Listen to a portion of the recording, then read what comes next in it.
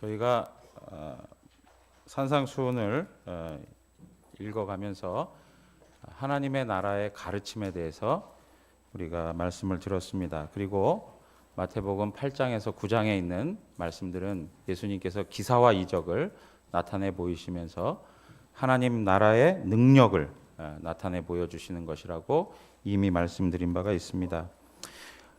예수님께서 기사와 이적, 많은 사람들의 병을 고치고 그들이 가지고 있는 문제를 해결해 주다 보니까 사람들이 예수님 주위에 몰려들었습니다.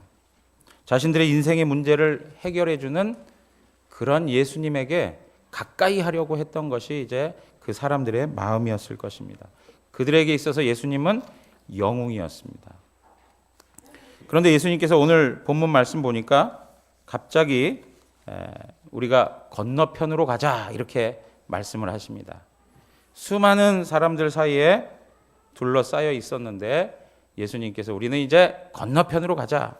예수님이 사역했던 곳은 가버나움이었습니다. 가버나움은 갈릴리 북부 해변에 있었기 때문에 건너편으로 가자 그러면 그 갈릴리 바다를 건너가자라고 하는 이야기인 것입니다. 예수님께서는 이렇게 건너가자라고 한 그런 그 방식들이 좀 많이 있었습니다. 수많은 사람들과 함께 계시다가 그 자리를 피해서 사람들이 없는 한적한 곳으로 가셨던 적이 꽤 있습니다. 이유가 뭐냐니까 첫 번째 쉼과 기도를 하기 위해서 예수님께서는 한적한 곳을 찾아가서 하나님 앞에 기도하는, 그리고 그 가운데서 쉼을 얻는 그런 일들이 있었습니다. 그리고 이제 또 한 가지는 뭐냐니까 그 동네에 가서 복음을 전하자, 그 지역에도 복음을 전해야 된다라고 하는 그 사명감 때문에 건너가자라고 했을 수도 있습니다. 마가복음 1장 38절에 보면 이르시되 우리가 다른 가까운 마을로 가자, 거기서도 전도하리니 내가 이를 위하여 왔노라, 그렇게 말씀하고 있습니다. 예수님께서는 그의 사명이 무엇인지를 알고 복음 전하는 데에 힘을 썼던 분이었기 때문에 이제 건너가자, 다른 데로 건너가자 이렇게 얘기할 수도 있었던 것입니다. 자, 이렇게 우리가 건너가자라고 명하였을 때 그 자리를 옮기려고 할 그때에 두 사람이 나타나가지고 예수님에게 대화를 요청합니다. 첫 번째 사람이 누구냐면 서기관입니다. 19절에 보니까 한 서기관이 나와 예수께 아뢰되 선생님이 어디로 가시든지 저는 따르리이다, 그렇게 이야기합니다. 여러분, 서기관은 그 당시의 그 사회적 모습에서 보면 그래도 특권층에 속했던 사람입니다. 그 당시의 모습을 보면 많은 사람들이 글을 알거나 책을 읽을 수 있는 사람들이 많지는 않았습니다. 물론 유대인들은 좀 많았습니다. 그럼에도 불구하고 책과 성경을 연구했던 이 서기관은 다른 어떤 사람들보다도 학문적 탁월함이 있었던 사람들이었고, 그리고 사회적으로도 그래도 존경받는 어떤 특권층에 해당되는 그런 삶을 살았던 사람이었습니다.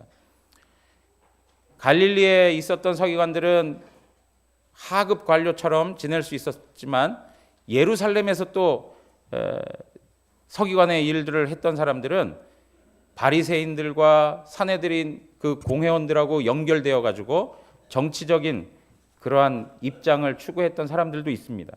그래서 굉장히 신분적으로 특권층에 해당되는 그런 사람들이었던 것입니다.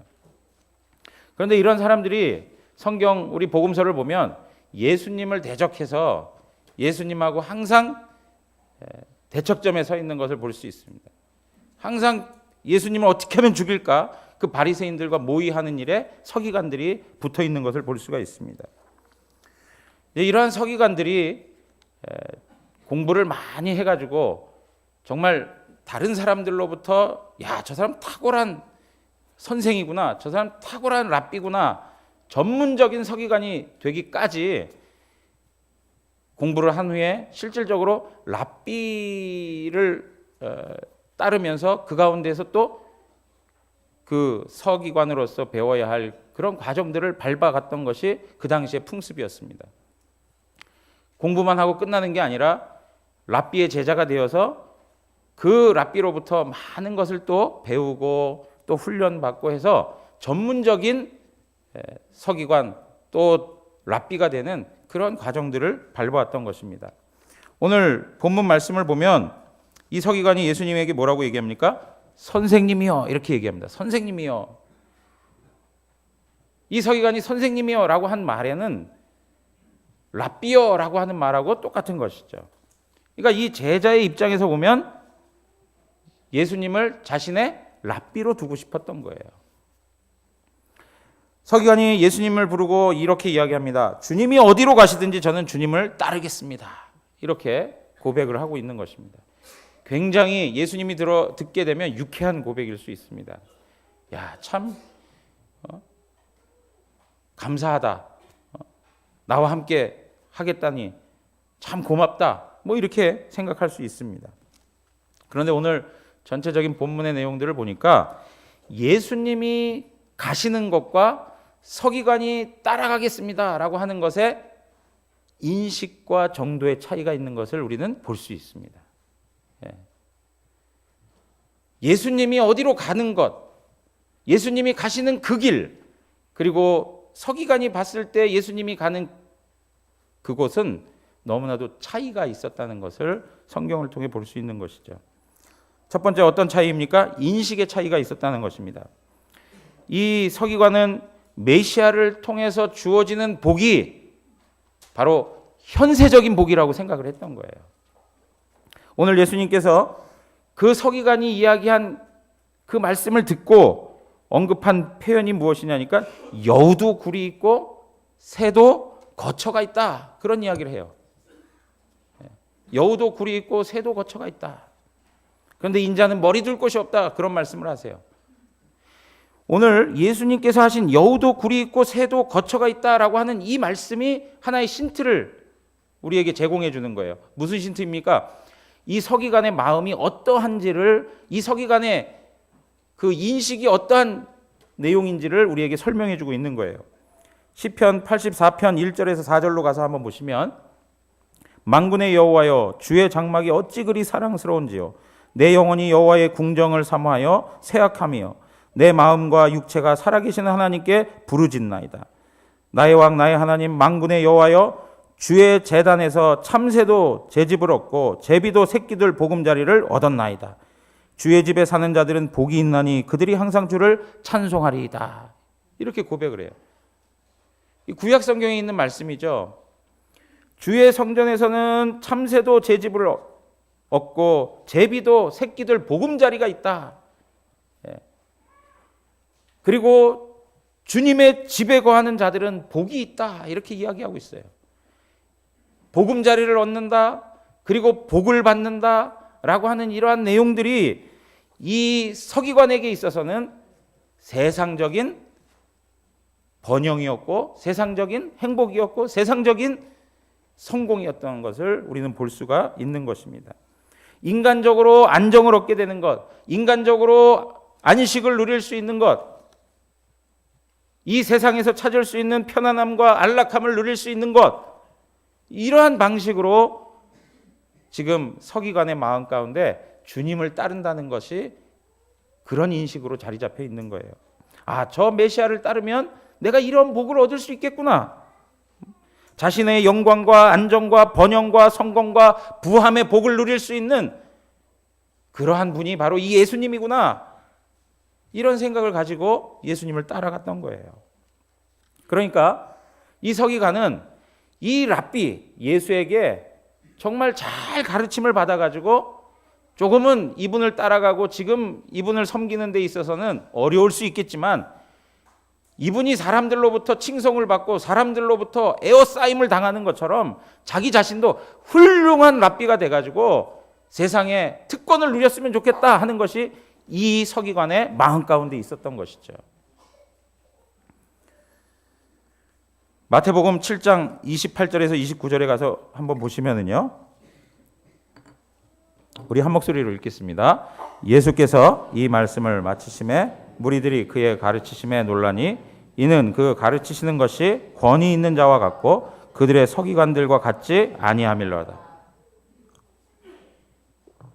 여러분 여기 보십시오. 예수님께서 말씀하신 그 내용들을 보니까 사람들이 권위 있는 자와 같고 그 당시의 서기관들이라든가 랍비들을 통해서 들려지는 말씀하고는 차원이 틀린 거예요.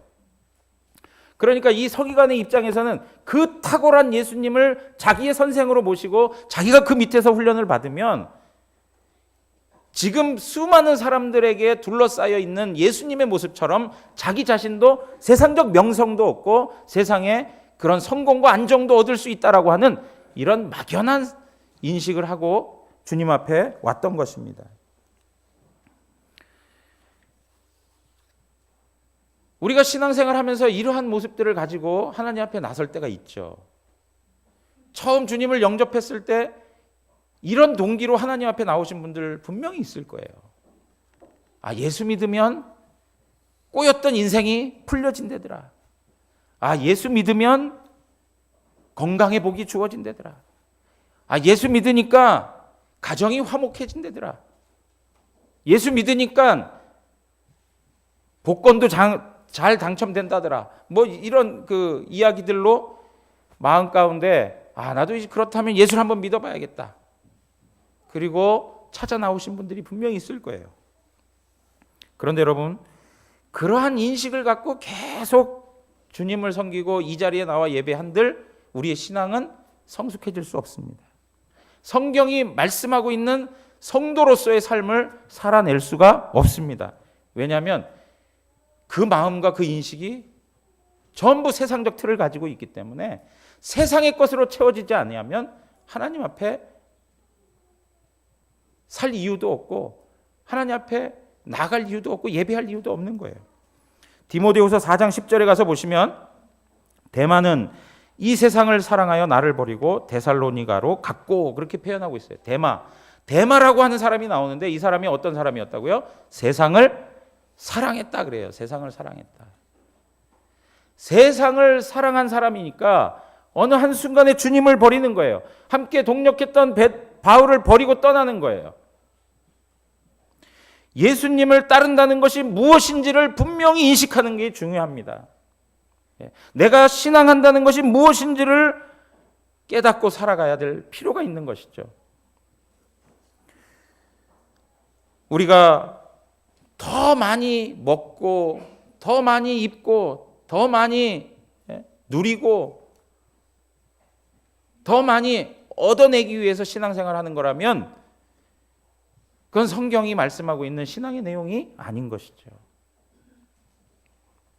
사랑하는 성도 여러분, 우리들 가운데 주님을 따라간다는 것, 하나님 앞에서 신앙한다는 것이 어떠한 인식 가운데, 어떠한 생각 가운데 내가 그 삶을 살아가고 있는지 다시 한번 생각해보는 은혜가 있기를 원합니다.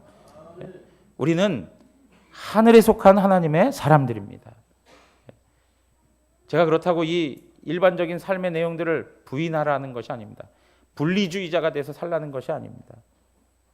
우리의 가치관과 우리의 생각과 마음의 태도와 우리의 인식이 예수 그리스도 그분을 통하여서 무엇을 간절히 바라고 있는가? 그 마음 중심이 무엇인가? 그것을 살펴봐야 한다는 것입니다. 두 번째는 정도의 차이가 있습니다. 정도의 차이.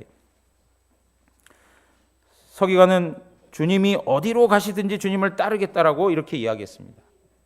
그런데 주님이 정말 어디까지 가시는지 그는 알지 못했습니다.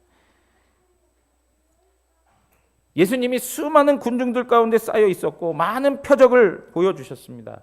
그렇다 보니까 이 서기관과 같은 많은 사람들이 예수님 주변에 몰려들었습니다. 그리고 예수님으로부터 얻어지는 혜택을 얻기 위해서 그 주변을 맴돌았습니다. 예수님께서 그들이 왜 예수님 곁에 있는지를 다 알고 계셨습니다. 무엇 때문에 저들이 지금 이 자리에 있는가? 무엇 때문에 저들이 예배의 자리에 지금 앉아 있는가? 예수님 다 알고 계시는 것이죠. 요한복음 2장 23절에서 25절에 가서 보시면, 자, 23절 다 같이 한번 읽겠습니다. 시작.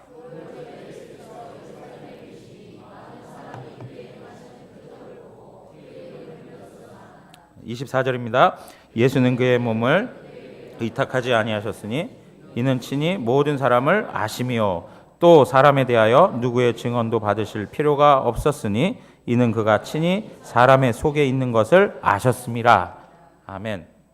예수님이 그 많은 사람들이 예수님께 몰려들고 예수님에게 열광하고 있을 그때에도 예수님은 자기 자신을 그들에게 의탁하지 않았다는 거예요. 그들을 믿지 않았다는 거예요. 야, 저 사람들이 나를 이렇게 좋아하는구나. 조금도 그 마음을 그들에게 빼앗겨 본 적이 없는 거예요. 인기에 영합한 적이 없는 거예요. 왜요? 그들의 마음의 동기가 무엇인지를 알고 있기 때문에. 왜 예수님 앞에 찾아와 가지고 이러고 있는지를 알고 있기 때문에 예수님이 그들을 의지하거나 의탁할 수가 없었던 것입니다. 사랑하는 성도 여러분, 오늘 이 서기관의 모습을 보면은요, 예수님이 정말 어느 길까지 가는 건가 하는 것에 대하여 제대로 알지 못하고 막연했기 때문에, 그리고 자기가 가지고 있는 그 지점이 어디까지인지 예수님하고 차이가 있었기 때문에 예수님께서 그 고백을 들으시면서도 그래, 너무 훌륭한 고백이다 이렇게 얘기할 수 없는 것입니다. 서기관에게 있어서 예수님을 따른다는 것은 자기 자신이 손해를 보지 않을 정도에서 주님을 따라갈 수 있다는 것이죠. 철저히 자기 사랑을 근거로 한 자기 보신주의에 입각해서 말씀하고 있는 것입니다. 인간은 철저히 자기를 사랑하게 되어 있습니다. 그리고 자기를 보호하게 되어 있습니다. 인간이 보호 본능을 가지고 있고 그것은 아주 어릴 때부터 나타나고 있습니다. 제가 이런 이야기 들었습니다. 우리 심전도사님의 첫째 아이가 준민입니다. 준민이. 제가 보니까 준민이가 이제 또 오고 또 아이들이 또 우리 유아부들이 꽤 많아졌어요. 유아실에서 아마 그 마치 그 패권을 장악하기 위한 여러 가지 움직임들이 좀 있는 것 같아요. 근데 이 준민이가 우리 신영수 목사님의 둘째 아들 건이보다 몇 개월 앞섭니다. 몇 개월 앞서는데 이 건이가 준민이를 이렇게 한번 물었나 봐요. 이렇게 물었나 봐요. 그러니까 이제 준민이가 당한 거잖아요. 뭐 이유가 어떻든 간에 하여튼 물렸고 이제 당한 거잖아요. 당하고 나니까 그 다음부터 이제 어떻게 하느냐 이렇게 봤더니 건이 얼굴을 이렇게 밀거나 아니면 건이 몸을 밀고 달아나기 시작하는 거예요. 철저히 살아남는 방법을 이제 터득하게 된 거예요. 왜냐니까는요, 준민이는 발이 빠르거든요. 걔는 뛰어다녀요. 근데 건이는 뛰질 못해요. 제가 보니까 뛴 적이 없어요, 아직까지. 내가 잘 모르겠지만 제가 볼 때만도 뛴 적을 본 적이 없어요. 그러니까 한 대 치고 빠지기 작전으로 아주 열심히 하고 있는 것 같아요. 제가 보면서 그 이야기 들으면서 야, 아이들 안에도 자기 보호하고 또 이기려고 하는 이 마음은 여전히 있구나. 여전히. 이건 뭐 성인에게만 나타나는 현상이 아니라 이 어린 아이들 사이에서도 그 움직임이 있는 거죠. 그 움직임이. 여러분 보세요. 자기 보신주의가 얼마나 무서우냐면 지난 금요일 날 염기선 목사님 오셔서 말씀 전하실 때 그 본문에 나타났던 이야기들. 이스라엘이 포위를 당하고 나니까는요, 먹을 게 없는 거예요. 먹을 게 없으니까 그 성 안에서 백성들이 다 굶주리잖아요. 굶주리니까 어떻게 합니까? 자기 자식까지도 자기 자식까지도 먹는 그런 부모들이 나타나기 시작하는 거예요. 자기 살려고 자기가 낳은 자식까지도 먹거리로 삼는 그런 일들이 나타나요. 그 본문을 통해서 우리에게 말씀하고 있는 게 뭘까요? 인간이 악하면 어느 정도로 악해요? 이 정도로 악한 거예요. 자기 밥그릇 챙기는 게 이 정도예요. 자기 자식을 자기 밥으로 생각하고 먹어 제끼는 인간의 이 약함을 한번 보세요. 무섭지 않습니까? 자기가 살기 위해서 그렇게 하는 것이죠. 사랑하는 성도 여러분, 우리 안에 이러한 본성이 있단 말이에요. 우리 안에 이러한 마음이 있다는 거예요. 부자 청년이 예수님께 찾아갔습니다. 예수님께 찾아가서 어떻게 하면 영생을 얻을 수 있습니까? 라고 묻습니다. 그랬더니 예수님께서 살인하지 말라, 간음하지 말라, 도둑질하지 말라 쭉 하시면서 계명을 지켜라 그렇게 얘기해요. 그러니까 이 청년이 아주 확신 있게 이야기합니다. 그 모든 것을 지켰습니다. 그랬더니 예수님께서 하시는 말씀이 뭐라 그래요? 그러면 네가 가지고 있는 재산을 팔아가지고 가난한 자들에게 나눠줘라 그랬어요. 그랬더니 성경에서 뭐라고 표현하고 있습니까?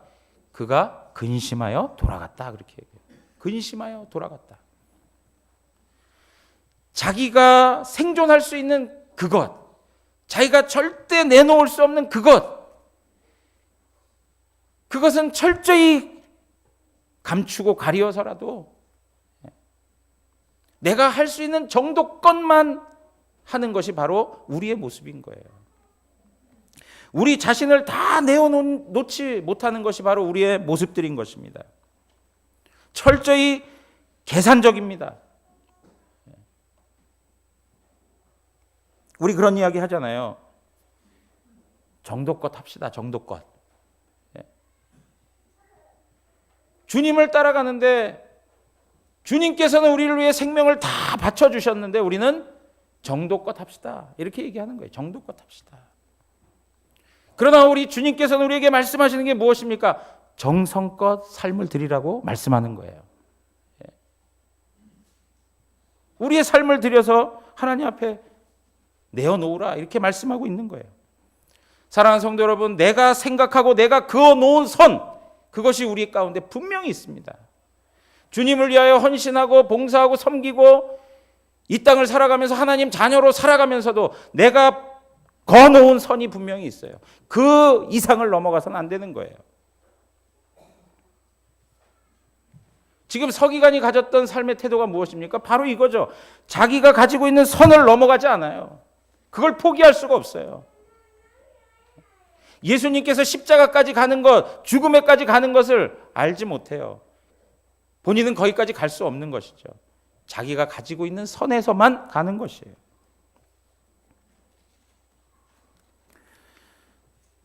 여러분, 이러한 모습들이 우리 안에 분명히 있어요. 그래서 매년마다 직분자를 세우고 할 때마다 보면 뭐 우리 영안교회에서 그렇다는 얘기가 아니고요. 저쪽 다른 동네에서 그런 일들이 있어요. 아유, 목사님 이번에는 좀 빼주세요. 이번엔 조금 좀 안 했으면 좋겠습니다. 좀 쉬었으면 좋겠습니다. 이해도 되죠. 충분히 받아들여질 만한 이야기들도 있습니다. 그런데 그 마음 중심에서 하나님에 대한 그 열정과 그 사랑과 그 헌신이 식어진 채 자기 자신의 유익만을 위해서 선을 딱 긋는 우리의 태도들이 있단 말이에요. 여러분, 제가 보면 우리 쓰레기 이렇게 정리하는 일 있지 않습니까? 우리 김김혜 권사님하고 정호영 권사님께서 늘 이렇게 하세요. 연세 있으신 분들인데요. 물론 겉으로 보시면 연세가 있지 않으십니다. 네. 근데 연세 있으신 분들이에요. 제가 말을 잘해야 합니다. 그런데 여러분 보세요. 그러한 그 수고와 헌신, 그러한 부분들을 보면서 우리 젊은 집사님들이라든가 뭐 또 다른 어떤 분들이 같이 그 마음 가운데 좀 동참하겠다. 그래서 좀 같이 섬기겠다. 뭐 이러한 그 자원, 이러한 헌신, 이런 것들이 제가 아직까지 못 들어봤어요. 그 아름다운 헌신 그분들만 열심히 하게 하세요. 예. 어떻게 그 영역을 침범할 수 있겠습니까? 그 영광스러운 자리를 이렇게 하시고 안 하시는지 모르겠지만, 예? 우리가 그런 걸 보면서 그 두 분이 그냥 그 큰 짐을 들고 이렇게 막 옮겨 나르시고 하는 거 보면 참 안타까울 때가 많아요. 예. 사랑하는 성도 여러분, 우리가 왜 주님을 위해서 더 헌신하지 못하고 주님을 따라가는 데 있어서 철저히 순종하지 못할까? 그것은 자기 사랑 때문에 그런 것입니다. 자기 사랑 때문에. 자, 이러한 서기관에게 예수님께서 뭐라고 말씀하셨습니까? 예수님께서는 20절에 여우도 굴이 있고 공중의 새도 거처가 있으되 인자는 머리 둘 곳이 없다, 이렇게 말씀하셨습니다. 예수님께서는 그 땅에서 예수님이 경험하고 있는 일들을 설명해 주시는 것입니다. 그리고 앞으로 경험하게 될 그 고난의 일들을 설명해 주시는 거예요. 여러분, 여기에서 인자라고 하는 표현이 사용되어 있습니다. 인자라고 하는 표현은 구약 성경에서 보면 죄인들의 구원을 오시기 위한 종으로서 설명될 때가 있고, 또 모든 사람들의 죄를 대속하기 위한 고난의 종으로 설명될 때 인자라고 하는 단어가 사용됩니다. 그리고 심판에 주로 오시는 분을 두고 언급할 때 인자라고 하는 단어가 사용되어져요. 그러니까 여기에서 인자라고 이야기하는 것 그 자체를 놓고 볼 때 예수님의 고난을 암시하고 있는 거예요. 예수님의 삶의 내용들, 예수님이 걸어가야 되는 그 길은 고난의 길이라는 거예요. 고난의 종으로서의 삶을 살아가야 된다는 것이죠. 그러면서 이야기합니다. 머리 둘 곳이 없다 그래요. 고난과 핍박이 기다리고 있다는 것을 말씀해주고 있는 것입니다. 여러분 보십시오. 예수님께서는 그 십자가의 길을 걸었습니다. 모든 사람들은 떠나고 오히려 그들이 침을 뱉고 욕을 하고 그를 십자가에 죽이라고 아우성치는 그러한 무리들을 보는 비참함을 경험한 분이 바로 예수님이십니다. 수많은 사람들이 조롱하고 시죽거리면서 그들의 양심 없는 얼굴을 그 고통 속에서 바라봐야 하는 분이 바로 예수님이었습니다. 홀로 무거운 십자가를 지고 질질 끌려가다가 심하게 내려치는 채찍에 맞아 살은 찢기고 온몸은 핏덩이가 되어 뼛속까지 파고드는 그 심한 고통이 그의 생명을 죽어가고, 그리고 그 모든 피와 물과 모든 것을 다 쏟아내야 되는 그러한 삶이 바로 예수님의 모습이었습니다. 온통 온몸이 발가벗겨지고 수치와 모욕을 당하고 조금이라도 자기의 수치를 가릴 수 있는 손과 발조차도 대못으로 십자가에 고정시킬 수밖에 없는, 그래서 그 십자가에서 모든 수모를 다 당하고 결국에는 창으로 찔림을 당하여 죽게 되시는 그러한 삶의 내용이 바로 예수님을 기다리고 있었습니다. 이것이 바로 예수 그리스도께서 가신 길이에요. 서기관이 과연 이 길을 갈 수 있을까? 사랑하는 성도 여러분, 예수님만 이 길 가신 게 아니고 세례 요한도 이 주님을 예비하다가 이런 길을 갔습니다. 주님을 예비하기 위해서 이 땅에 와서 외치는 자의 소리로 예수님을 선포하고, 그러다가 감옥에 갇혀서 목베임을 당해 죽게 되는 그런 비참한 인생을 산 것이 바로 세례 요한의 삶의 모습이었습니다. 예수님의 길을 예비했다고 해서 그에게 주어진 이 세상의 복과 이 세상의 안녕이 있습니까? 아무것도 없습니다. 감옥에 갇혀 있을 때 그를 따르던 제자들마저도 예수님께로 다 떠나고 철저히 외로운 가운데 목베임을 당하는 비참한 삶을 살았습니다. 사도 바울을 생각해 보십시오. 사도 바울은 자기가 가지고 있는 모든 것들이 다 배설물과 같다라고 이야기했습니다. 그러면서 수고하고 애쓰면서 복음을 위해 살았던 사람입니다. 그의 전 생애를 다해서 주 예수 그리스도의 복음을 증거하기 위해서 헌신했던 사람이었습니다. 그러면 하나님께서 노년 때 복을 주셔야 될 거 아니에요? 그런데 그의 노년 때도 감옥 생활을 하게 되고, 그리고 그와 함께 있던 사람들조차도 다 떠나고 그 감옥방에서 외롭고 쓸쓸하게 죽음을 기다리고 있었던 사람이 바로 바울이었습니다. 우리 예수님이 걸어가셨던 그 길을 갔던 믿음의 선배들의 삶의 내용들은 이 땅에서 안정과 안녕과 복을 누리던, 행복을 추구하며 살았던 그런 삶의 모습들이 아니었습니다. 십자가의 삶이었습니다. 지난번에 새벽 예배 시간에 북한에서 탈북한 그 사모님의 이야기를 전해드렸습니다. 그 사모님은 늘 들은 이야기가 뭐냐면, 일찍 죽으나 늦게 죽으나 죽는 건 마찬가지다. 우리는 하나님 나라가 있지 않냐. 일찍 죽으나 늦게 죽으나 우리는 상관없다. 그걸 어릴 때부터 계속 가르침 받아 오면서, 아버지가 끌려가서 죽게 되고, 이제 아버지가 발각이 됐기 때문에 고모에게도 이제 찾아오게 되었다는 것이죠.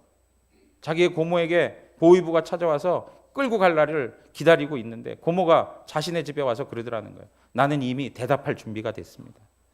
나는 그들이 물어보는 질문에 대답할 것이 준비되었습니다. 그래서 그들이 정말 찾아와가지고 고모한테 예수 믿지 않는다고 하면 살려주겠다라고 얘기했는데, 나는 예수 믿습니다 하고 끌려갔다는 거예요.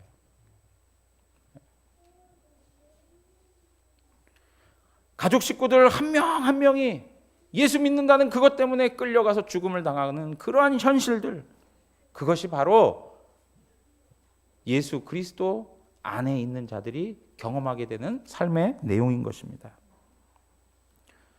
사랑하는 성도 여러분, 우리는 진정 주님의 제자입니까? 한번 자문해 보십시오. 나는 주님의 제자인가? 그렇다면 주님의 길을 걸어야 하는 것입니다. 주님을 위해서 손해도 보셔야 돼요. 주님을 위해서 목숨도 거셔야 되는 거예요. 오늘 여기 두 번째 제자 한 명이 나타나서 예수님에게 여쭙습니다. 21절에 보니까 주여 내가 먼저 가서 내 아버지를 장사하게 허락하옵소서, 그렇게 이야기합니다. 이 말은 자신의 아버지가 지금 죽었기 때문에 장례를 치러야 된다라고 하는 이야기도 될 수 있고요. 아니면 이제 곧 돌아가실 분을 장례하고 나서 그때야 주님을 따르겠습니다라고 하는 이야기도 될 수 있습니다. 그런데 이에 대해서 예수님께서 뭐라고 말씀하시느냐? 22절 우리 한번 다 같이 읽겠습니다. 예수께서 이르시되 죽은 자들이 그들의 죽은 자들을 장사하게 하고 너는 나를 따르라 하시니라. 아멘. 그러면서 결론적으로 얘기하면 뭐라고 얘기하는 거예요? 너는 나를 따르라. 그래요. 너는 나를 따르라. 여러분, 이 말씀을 들으면 부모된 입장에서 보면 상당히 불쾌한 생각이 많이 들어요. 예? 그래서 옛날 어르신들 가운데 이 말씀 잘못 이해해가지고요, 예수 믿는 것들은 다 뭐라고요? 예수 믿는 것들은 다 상놈이야. 뭐 이렇게 얘기한 분들도 있어요, 정말. 아무것도 부모 공경이라고는 아무것도 없는 인간들이라고 말이죠. 근데 여러분, 디모데 전서 5장 4절하고 8절 한번 읽어보겠습니다. 디모데 전서 5장 4절입니다. 다 같이 읽겠습니다. 만일 어떤 과부에게 자녀나 손자들이 있거든 그들로 먼저 자기 집에서 효를 행하여 부모에게 보답하기를 배우게 하라. 이것이 하나님 앞에 받으실 만한 것이니라. 여러분 믿으십니까? 예, 기독교 신앙은 부모를 막대하라고 하지 않습니다. 부모에게 또 잘하라고 하고 있습니다. 저도 부모님을 모시고 두고 있지만 사실은 제대로 하지 못하는 게 많습니다. 예, 그 불효자처럼 살아가는 게 참 많습니다. 그럼에도 불구하고 성경은 우리에게 부모를 잘 대하라고 합니다. 8절 한번 다 같이 읽겠습니다. 8절입니다. 시작.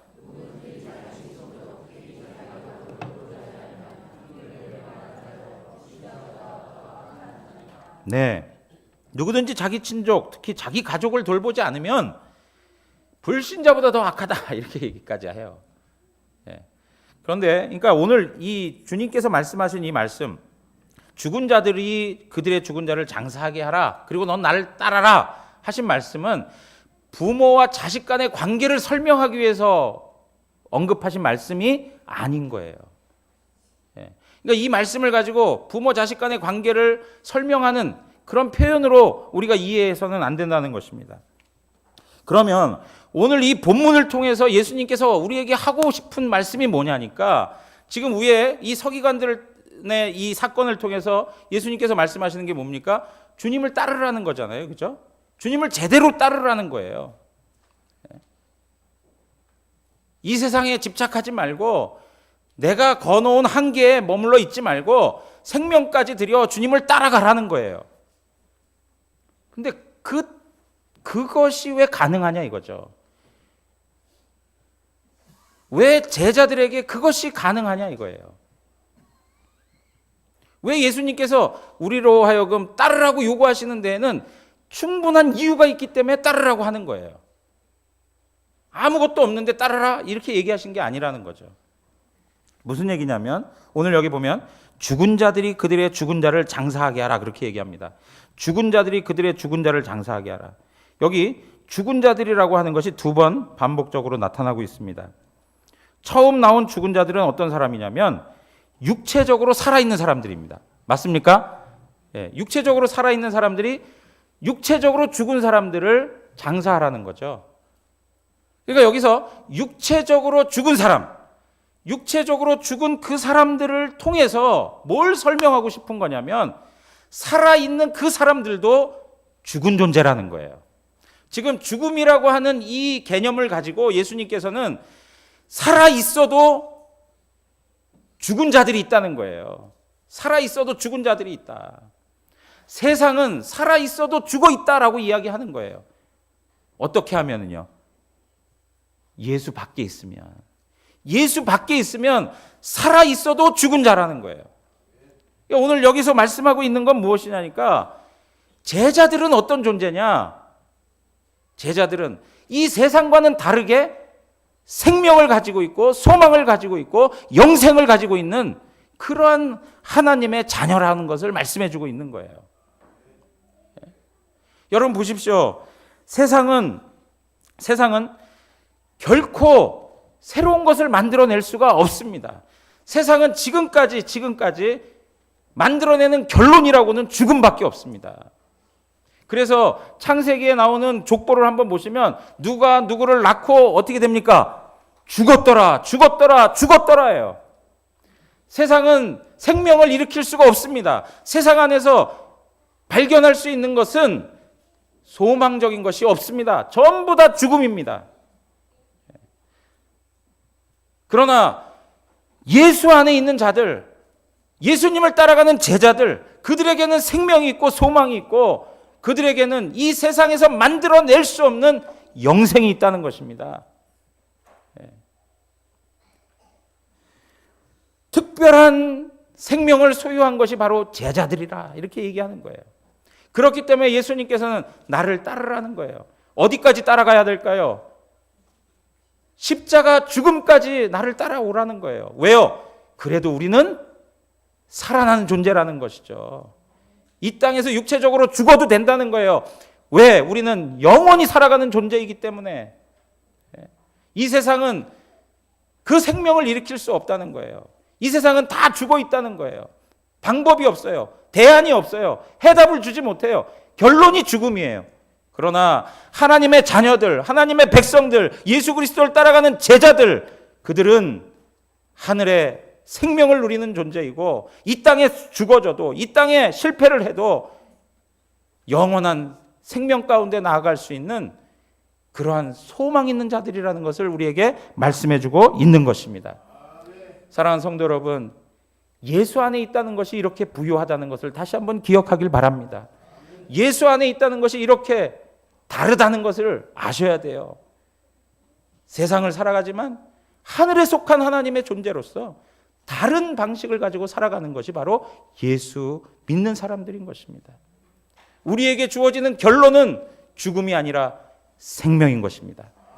그것을 믿고 하나님 앞에서 주 예수 그리스도를 온전히 따라가는, 내 마음 가운데 선 거는 거 그 이상으로 주님을 따라가는 그런 주님의 제자들 되시기를 주님의 이름으로 축원합니다. 우리 기도하겠습니다. 하나님 아버지 감사합니다. 우리를 주님의 제자로 불러주시고 이 세상이 만들어낼 수 없고 담아낼 수 없는 생명과 영광과 하늘의 풍성한 은혜를 누리게 하시니 감사합니다. 오늘도 주님의 제자로서 우리의 마음의 한계를 넘어서서 주님을 온전히 섬기고 따라갈 수 있는 은혜가 있게 해 주시옵소서. 감사하며 예수님의 이름으로 기도하옵나이다. 아멘.